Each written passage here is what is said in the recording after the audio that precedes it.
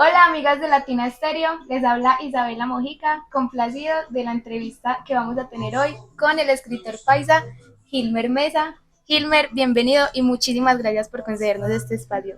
Isabela, muchas gracias a vos y a Latina Stereo. Yo encantado, imagínate, no, criado con Latina Stereo todo el tiempo en la cabeza y ahora es que entrevistándome en Latina, no, del carajo. Bienvenido, estamos muy Gracias. felices también nosotros.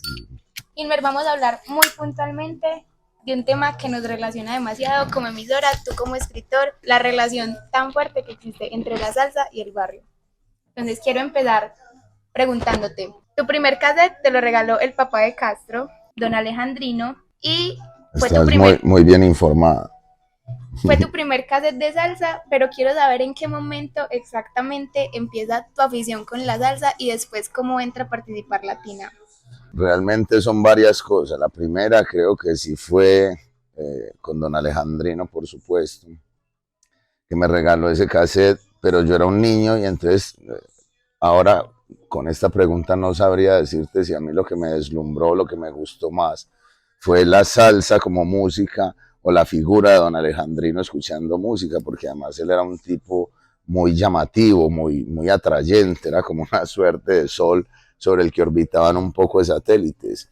Entonces, claro, esa figura era muy determinante porque además eh, cuando me regaló ese cassette era una cosa que él hacía muy a menudo, además era un señor muy poderoso porque era como un caballero, pero también como medio gángster, entonces tenía como todo lo que a uno lo atraía en ese momento de un personaje, y hacía como un ritual muy bonito, y es que él tenía como una repisa parecida a la que yo tengo de los CDs, pero llena de cassettes, y se sentaba y a tomarse unos guaros y sacaba los cassettes, los ponía y le conversaba a uno, en el caso a mí que era un niño, me conversaba sobre lo que decían las canciones y tal, que era una figura muy similar a lo que yo había visto con mi papá, pero pues para empezar era mi papá y era con tangos, entonces a mí los tangos me fascinan hoy, pero me demoré mucho a llegar en ellos, y como lo que veía también con otra gente de la salsa, pero en él era tan atrayente que a mí se me hacía una cosa maravillosa estar en ese ritual participando con él y que se tomara la deferencia de entregarme ese cassette. Entonces para mí ese cassette también fue como muy fundamental porque después fue un cassette que escuché mucho y ahí fueron mis primeros acercamientos con la salsa. Pero también como por esa misma época mi hermano ya estaba parchándose pues como con otra gente que eran muy salseros ahí en la esquina, y entonces también trajo la salsa a la casa con una grabadora que teníamos que era toda destartalada, una Silver, que justamente tenía un problema como para mover el dial, y él logró cuadrarlo en el 100.9 FM y de ahí no se movió como en 7 años, recuerdo yo. Entonces ahí también llegó Latina Stereo, y pues yo tenía una cosa muy tesa, yo tenía una necesidad de imitar a mi hermano en todo, entonces claro, como él escuchaba salsa, yo por denominación casi terminé siendo salsero. Y si a eso le sumamos la figura de don Alejandrino, pues se juntaron dos cosas muy tesas. Pero nosotros dos en la pieza que compartíamos, yo no sé qué le hacía a él a la grabadora, lo recuerdo pues vagamente, pero antes de dormirnos siempre sonaba Latina Estéreo como media hora, una hora, y de ahí se apagaba y uno se dormía. Entonces siempre lo he dicho y comparo esta figura, y es que lo que hemos visto al menos en televisión y demás, que a los gomelos los duermen leyéndoles un libro, para mí fue Latina Stereo. Siempre antes de dormir me escuchaba las canciones y los locutores que estaban ahí tan, y ahí sí ya se dormía uno. Entonces, claro, se me metió desde siempre en el inconsciente la salsa y Latina Stereo. Y además, a mí todo, pues ya después fue que lo fui entendiendo, que yo tenía ahí como un vínculo con las historias contadas. Pero entonces a mí la salsa que me gusta toda y en todas sus formas, bueno, menos la salsa romántica, pues que eso no es salsa, pero, pero me gusta el ritmo, me gusta esta otra música que no es con letra y tal, pero lo que más me gustó desde el principio y todavía hasta hoy son las letras. Entonces, recuerdo mucho que en el caseo en Alejandrino está una canción de Oscar Pitín Sánchez con Roberto Blades que se llama Roberto Revolver. Y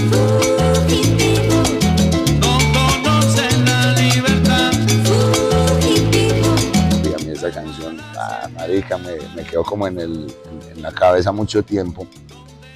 Y después también recuerdo escuchar en la esquina Juanito Alimaña en Latina Stereo. Juanito Alimaña, si tiene maña, es historia viva.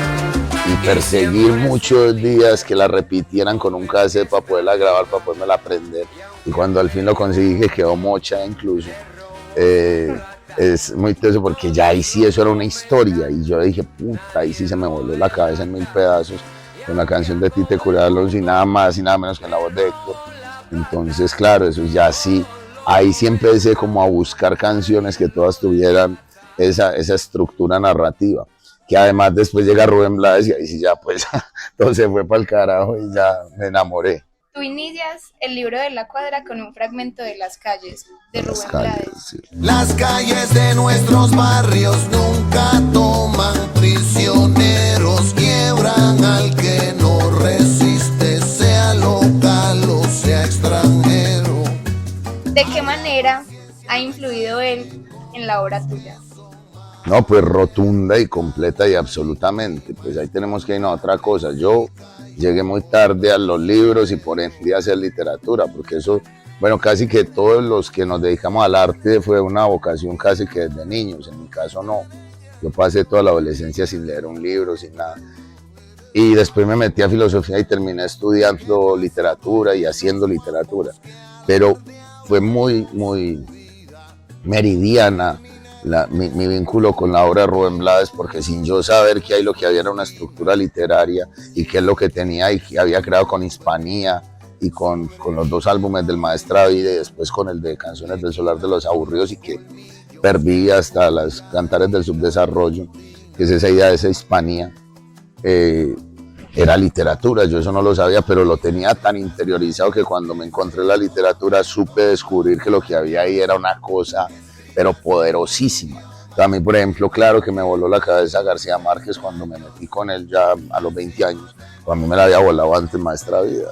Y después entendí y he defendido profundamente que Rubén Blades es como el gran escritor latinoamericano que no ha escrito nunca un libro.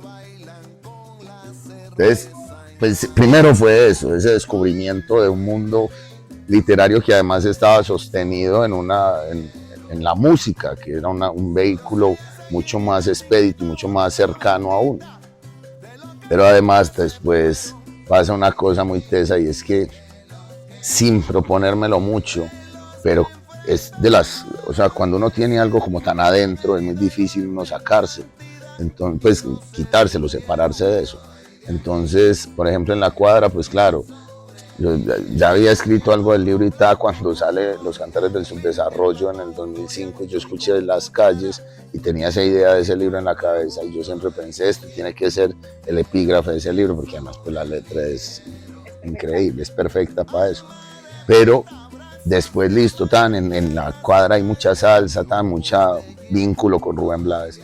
Después llega una novela que es la novela Las Travesías, una novela incluso muy distinta, rural, de mucho tiempo, muy grande y tal. Y después la gente la lee y me dice, esa novela tiene una estructura similar a 100 años de soledad. Y te digo, nada, no la han pillado, tiene una estructura, es como la del Maestra Vida, que son varias generaciones que les pasa primero al de Carmelo, después a Ramiro, después a Rafael da Silva, y viene así y abarca más o menos el mismo tiempo. Y yo copié, es un decir, traté de hacer una estructura similar en Las Travesías. Y Rubén Blades me sigue pareciendo como una influencia constante. De hecho, siempre que hablo como de las grandes influencias que tengo en mi obra son Rulfo, por supuesto, Mario Escobar Velázquez, el escritor antioqueño, y más que ellos y que nadie creo yo que Rubén Blades.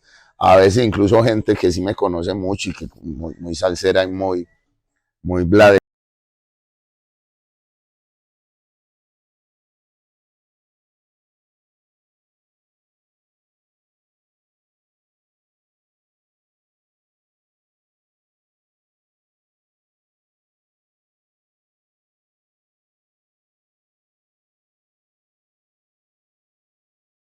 Tengo una anécdota también con Rubén Blades, cuando una vez me invitaron a una entrevista que él estaba y fui y me le arrimé, que me parece una cosa gigantesca. Y dos cosas me impresionaron. El man tenía una gorrita de Panamá, como esta que me la trajeron de regalo Latina Stereo. Y un señor se le arrimó y le dijo que es como algo así, pues como que si se la daba, y Rubén Blades le dijo, no, es la única que tengo. Y el señor se fue y yo que me quedé, el señor seguramente no se enteró, Rubén Blades llamó al manager y le dijo, ve que le lleguen 2 gorras a este señor hoy a la casa. Y este man no tenía necesidad de hacer eso y tal. Entonces es tremendo. Y me le arrimé yo y le dije, maestro, usted no sabe lo que usted es para mí. Y esto es la anécdota. Y me dijo, pues, ¿qué? Si yo no he hecho nada. Entonces, como que no he hecho nada. Entonces le dije, no, maestro, en serio, usted no sabe, para mí, maestra vida, es la banda sonora de mi vida.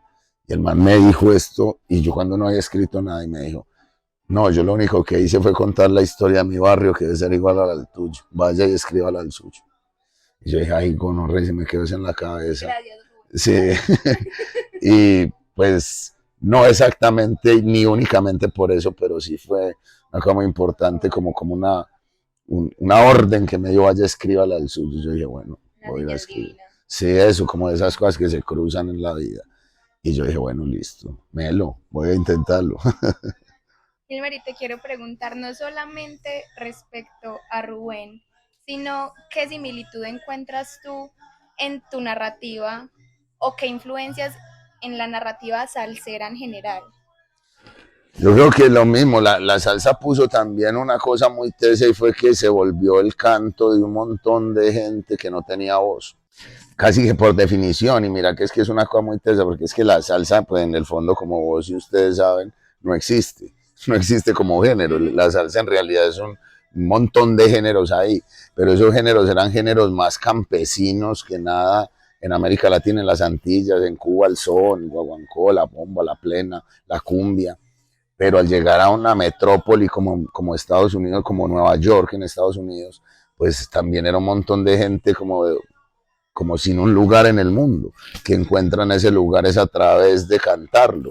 Un poco lo que le ha pasado pues a los pueblos de migraciones obligadas que tienen que llevar la patria en el alma, y de alguna manera eso es lo que hace la salsa. Y enfrentar una nueva realidad urbana absoluta desde la marginación que tenían cantándola. Y por eso creo que también eso pegó tanto en nosotros, pues, y sobre todo en los barrios populares que éramos marginales por definición. Entonces, claro, pues uno escuchaba, vuelvo y digo, uno escuchaba a Roberto Revolve, uno escuchaba a Juanito Alimaño, uno escuchaba a Calle Luna, Calle Sol, uno escuchaba a Rubén Blades, marica, man, está cantando lo mío. Pues, es decir, esta gente está con uno. Y era la compañía de uno, es decir, nadie nos reconoce, pero llevamos esa vaina en el corazón que nos identifica. Pero yo creo que más que por latinoamericanos nos identificamos es por marginales, y por eso el tango fue tan importante para la generación de mis padres, y por eso para nosotros fue tan importante la salsa. ¿A eso te referías? Cuando decías en el libro que la salsa es o era la banda sonora de Aranjuez. De Aranjuez, claro.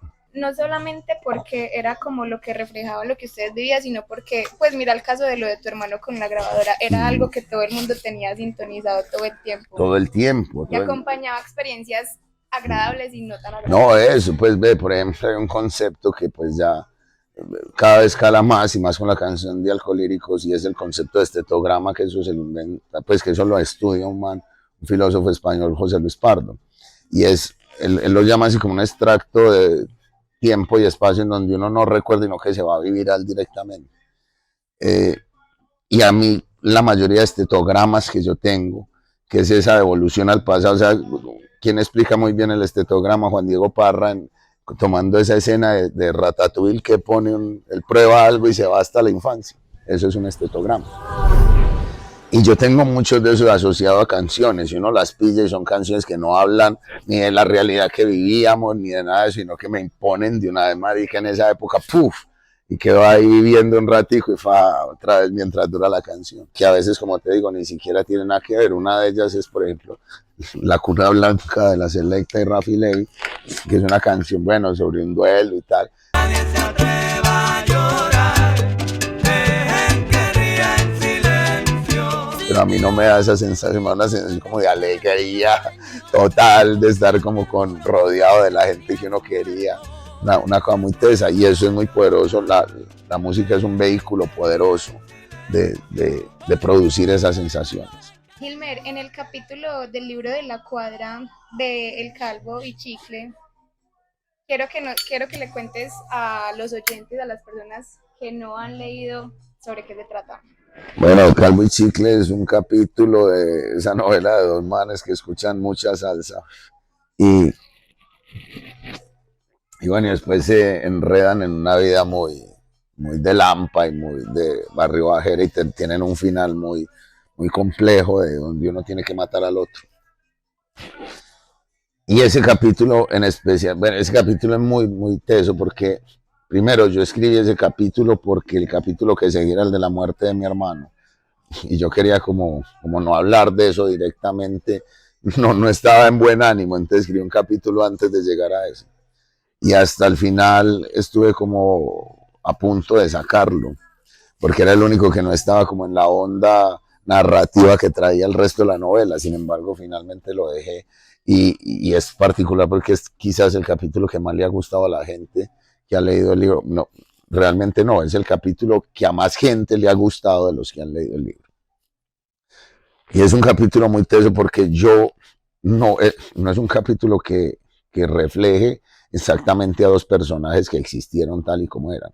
Pero yo sí recuerdo en la infancia haber visto dos manes que siempre los vi escuchando salsa y fumando marihuana en una esquina. Y bueno, y tiempo después me enteré de ese desenlace, entonces con esa poca información que tenía tejí un capítulo que me sirvió para meter en él lo que yo pensaba de la amistad, lo que pensaba del barrio y muy particularmente lo que pensaba de la salsa. Que ahora off the record estamos hablando de esa forma tan tesa que tienen los salseros de vincularse con la música. Muy tesa y muy defendible incluso, que solo lo vi también con los tangueros, que son muy nazis y muy cerrados y todo lo que no les suene a lo de ellos lo desprecian. Y yo veía a esos dos manes en una cosa que intenté poner en el libro y creo que quedó, que era que ellos como mantenían como un lenguaje secreto entre ellos. Y cuando usted intentaba acercarse, les empezaban a hablar de salsa, como para no excluirlo a uno directamente. Pero claro, si usted no sabía, Mari, que iba chao, ¿cierto? Entonces, casi que también lo obligaban a uno a que se volviera un conocedor. Que eso es otra cosa de estos dos ritmos que no lo he visto en ningún otro. Y es que los salseros y los tangueros son eruditos, de verdad, de esa música. O sea, se saben todo. ¿Cierto? Saben en qué estudio se grabó, en qué año, quién tocaba las congas, quién tocaba el güiro, pues son las cosas que uno dice, que eso no pasa en otro género. Sí, a lo sumo, y menos hoy en día, pues con este mundo líquido en que estamos viviendo, pero los salseros sí. Y entonces yo quería eso porque me parece muy bonito de la esencia del salsero, como que es eso otra vez, como el terreno que les pertenece. Como en realidad donde plantan y cosen su bandera y nadie más entra ahí, y si quiere entrar tiene que pagar un peaje, marica, y el peaje es eso. O sea, como que la salsa no es zona franca, ¿sí me entiende? Eso no, aquí entra nomás el que tiene con qué. Nada, y eso me parece maravilloso, ¿me entiende? En serio, la salsa no es zona franca, marica, aquí se paga con el alma y si no, no entre. Que aquí me acuerdo que hace mucho tiempo hubo un bar, se llama La Caribeña, creo, de hace muchos años, y fue muy fugaz, duró como 6 meses y ya van a saber por qué. Porque yo entré una vez con un amigo también muy salsero y tenía unos papelitos en las mesas para pedir canciones. Y decía, si no es conocedor, absténgase. Y yo, estos maricas así, son re nazis, así, entonces, si yo voy a pedir tiempo para matarme, echan ahí. Y eso es muy salsero, que eso por eso le digo, fue un bar de una vida bastante fugaz. Es que con la política de atención, sí, no, esa política de atención no estaba muy bien dirigida. Creo que se llama La Caribeña, no me acuerdo. Si alguien sabe, me cuenta una belleza. Gilbert, ¿por qué crees que es particularmente la salsa la que es capaz de crear esas conexiones tan fuertes respecto a otros géneros? Creo que porque se ocupó de cosas muy importantes para la gente, se ocupó de la condición humana de un montón de gente que eran despreciados por el resto de la sociedad. Yo de hecho que soy de los 80 y sobre todo de los 90, escuchar salsa estaba mal visto, era música de bandidos. Y los que no éramos bandidos entrábamos en eso. Y uno le decía a alguien en un carro, hey, parce, póngame Latina Estéreo, y lo miraban mal a uno, ¿cierto?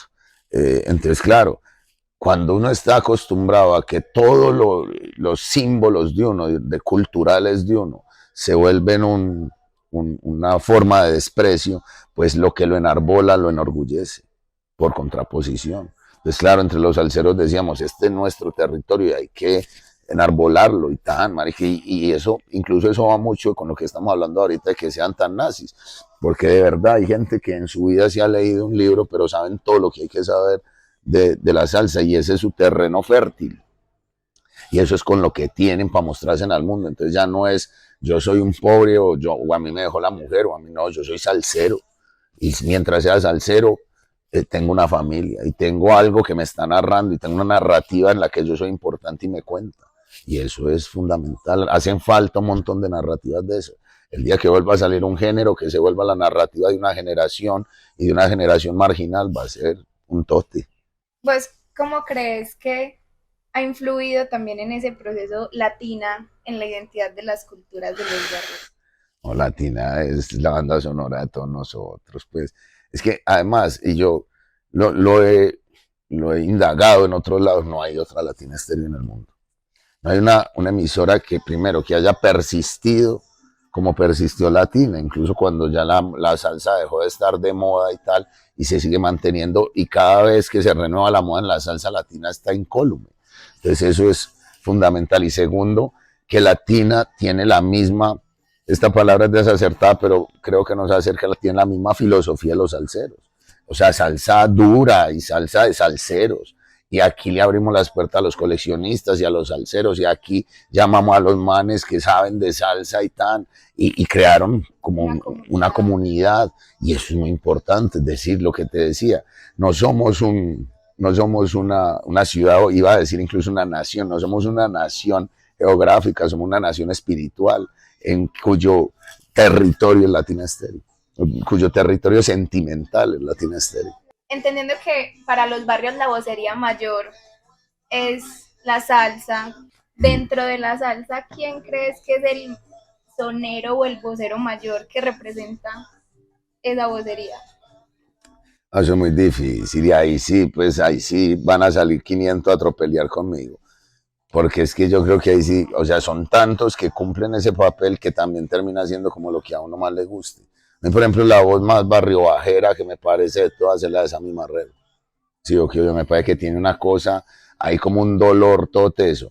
Héctor indiscutiblemente, pues es que Héctor es el sinónimo de la salsa. Yo lo hablaba con un amigo muy rock and rollero y me decía, independiente de que a mí me guste más otras bandas, cuando usted habla de rock and roll, a usted le ocurre mismo los Rolling Stones y se acuerda de eso, y eso pasa con la salsa. Usted puede que haya otros cantantes que les guste más, pero salsa es Héctor Lavoe. Sí, o sea, ese es el símbolo tan. Pero pues también llegará el que me diga, no, María Maelo, y cómo decir que no, ¿cierto? A mí otro que me encanta y me parece un man así muy, muy barrial es Marvin Santiago, ¿cierto? Mardelón. Entonces, en el fondo sí es lo que a uno le termina gustando. Era un man que tenía una voz que encarnaba eso que decía, después de que sufrió pues como toda su transformación religiosa, que es Bobby Cruz, entonces me pareció una cosa, una voz increíble. Pero bueno, no, es que hay tantos. En el sonido, por ejemplo, Marcolino Dimón, es increíble lo que hizo ese man, y cuando trabajó con Willy, con Héctor también. Entonces, decir es que son muchos, no hay uno solo. En las letras pues, es indiscutible que Rubén Blades es la alta aristocracia del barrio, pues, ¿cierto? Y además, digamos, es la elaboración ya mucho más intelectual de todo lo que estos otros manes también hacían desde la intuición. Eh, no cantó, pero pues Tite Cureda Alonso tenía el barrio en la cabeza. Entonces, y compuso las cosas que compuso. Entonces, bueno, no, es que en serio, ahí sí hay una playa marica, el conde, el conde como no, el conde es el gran sonero también. Ahora que mencionabas que hablabas con tu amigo rockero, ¿por qué crees que hay tanta resonancia o tanta familiaridad entre la comunidad salsera, la rockera y los raperos? Son músicas muy, muy marginales y que cantan a la marginalidad. Incluso yo creo que una continuación, al menos en esta ciudad, de lo que la salsa dejó cesante cuando llegaron todas esas modas de la salsa romántica, que apenas ahora se está medio reponiendo de eso, fue el rap. El rap vino a cantar eso mismo. ese grito que dejó cesante la salsa lo retoma el rap y desde otra estética, que solo es la estética porque en la esencia son muy parecidos, también vino a cantar eso. Entonces claro que hay una identificación y otra cosa que es muy poderosa, los raperos son muy salseros. Entonces tomaron eso como la bandera de estos manes, venga, seguimos nosotros, desde otra estética y tal, y de otra forma, pero no, es decir, yo encuentro mucho de Rubén Blades, encuentro mucho de Ismael Rivera, encuentro mucho de Pupi La Jarreta en Alcolíricos, por ejemplo. Hilmer, sabemos que la salsa es un elemento clave en tu vida, pero ¿tenés una anécdota personal así muy importante que la salsa haya sido determinante? Tengo mil, pues es que todas, pues no, pues mis primeros amores fueron camellándomelas con salsa. Llamaba por teléfono a dedicarle canciones, pues eran cosas muy, muy poderosas. ¿Vos crees que ha evolucionado, cambiado la forma de vivir la salsa en los barrios? Sí, claro, pues primero ya somos cada vez menos los salseros y los salseros así a lo vieja guardia. Pero me da un poco de tristeza es porque yo siento que no es solo la salsa, sino que el vínculo de estas generaciones también por la facilidad que tienen con la música es muy distinto.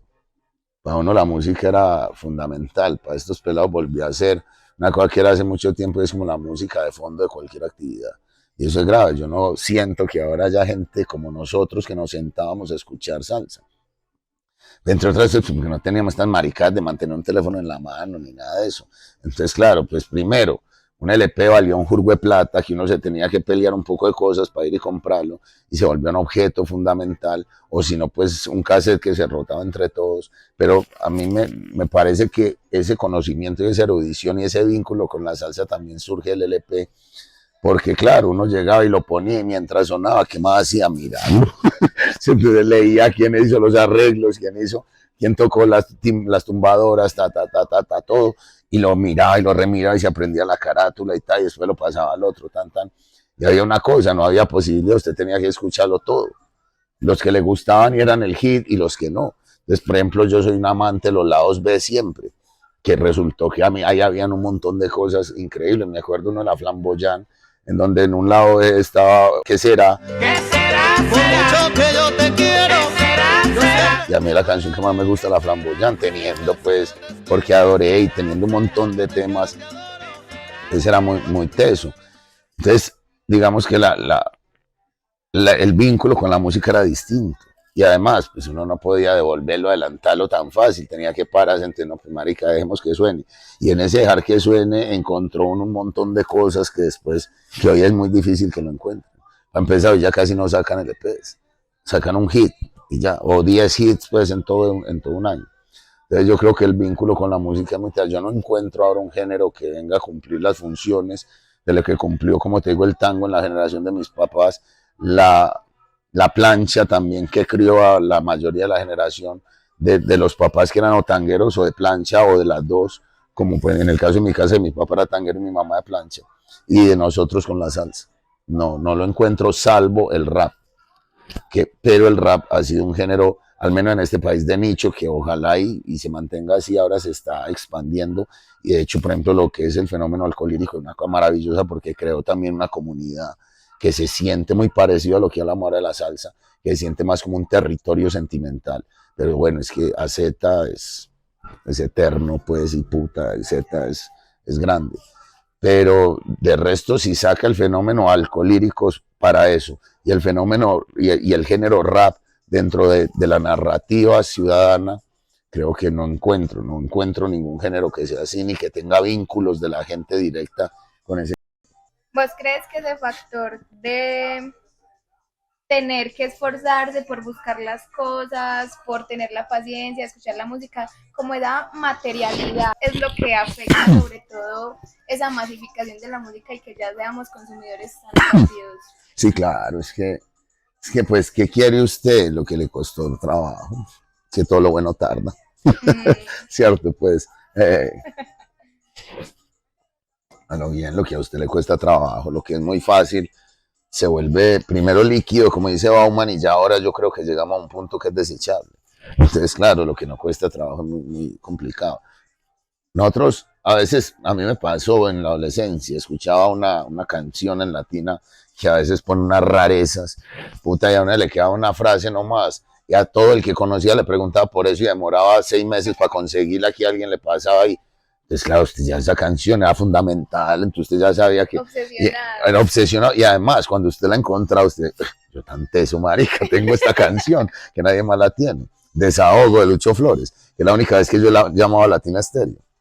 Yo con esta voz hoy la tengo más puteada porque vengo de una gripa larga. Yo con esta canción, y yo le decía, hermano, una canción que decía así, y el man, un locutor todo pato, me dice, le tocó cantarla, y me tocó cantarle un pedazo en el aire, y el man ha cagado la risa, y me dice, es que, eso es Lucho Flores, y es Desahogo.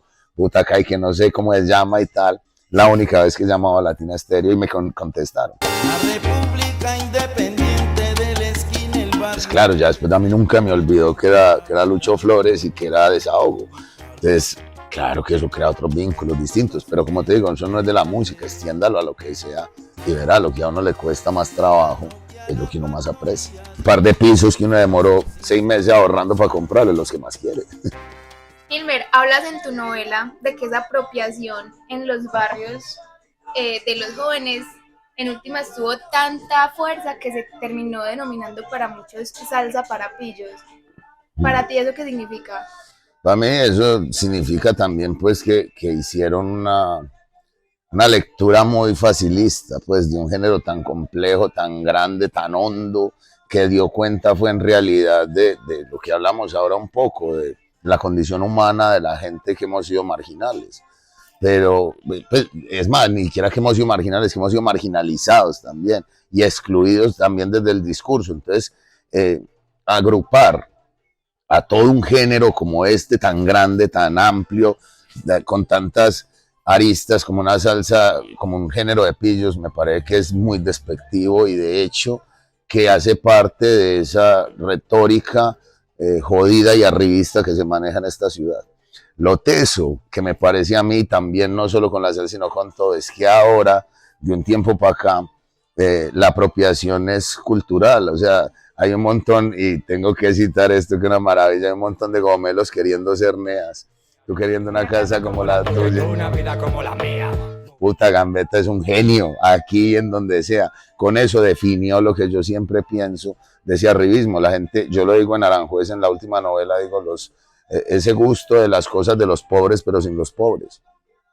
Y eso también le ocurre a la salsa. Ya ahora los sitios de salsa están en los barrios más gomelos y van gomelos, ¿cierto? Y no está mal, obvio, eso es un género y todo el mundo cabemos ahí. Pero esos gomelos, quizás ellos no, pero sus papás eran los que decían que la salsa era de pillos y la despreciaban. Y ay, puta, donde un hijo quisiera ir a la fuerza o al suave. ¿Cierto? Eso era un anatema, o que pusiera Latina Stereo, es que yo le digo, en serio, nosotros pedíamos que pusieran Latina Stereo en un taxi y nos miraban rayados, que era el mismo taxista que decía, yo a Aranjuez no los llevo, y nos tenía que dejar casi que en Moravia y uno tenía que dejar de cruzar a pie. Entonces, eso es muy teso, porque en realidad eso es otra gentrificación, digamos, una gentrificación cultural, pero eso, y que sigan diciendo que música de pillos, pues no deja de ser maluco, pero sin embargo vuelve y nos llena ese orgullo de sí, va, entonces listo, pero pille que ahí también ya sus hijos son los que están escuchando la música de los pillos, de los que éramos los supuestos pillos,